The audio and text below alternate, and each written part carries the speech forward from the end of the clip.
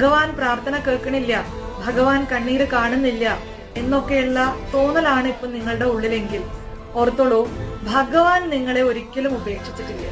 ഭഗവാൻ നിങ്ങളെ ആ ഭഗവാനിലേക്ക് കൂടുതൽ അടുപ്പിക്കുകയാണ് ചെയ്യുന്നത്.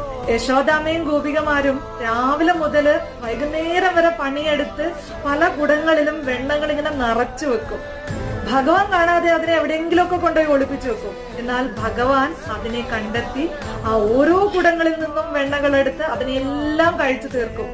ഭഗവാനോട് യശോദാമ്മയ്ക്കും ഗോപികമാർക്കും ചോദിക്കാനുള്ള ചോദ്യം, കണ്ണാ ഇത്രയൊക്കെ കഷ്ടപ്പെട്ട് ഉണ്ടാക്കി വെക്കുന്ന ഈ വെണ്ണ എന്തിനാണ് ഇങ്ങനെ മോഷ്ടിച്ച് തിന്നുന്നത്? ഭഗവാൻ ഒരു പുഞ്ചിരിയുണ്ട്. ഈ പുഞ്ചിരിയുടെ അർത്ഥം എന്താണെന്നറിയോ? നിങ്ങൾ രാവിലെ തൊട്ട് വൈകുന്നേരം വരെ എടുത്തിട്ടുള്ള ആ കർമ്മത്തിന്റെ ഫലമാണ് ഞാൻ നിങ്ങളിൽ നിന്നും എടുത്തിരിക്കുന്നത്. നിങ്ങൾ മുക്തരാവുകയാണ്. അതുപോലെ നമ്മളുടെ ജീവിതത്തിൽ നമ്മൾ ചെയ്തു കൂട്ടിയിട്ടുള്ള പാപകർമ്മങ്ങളുടെ ഫലമാണ് ഓരോ വേദനകളായി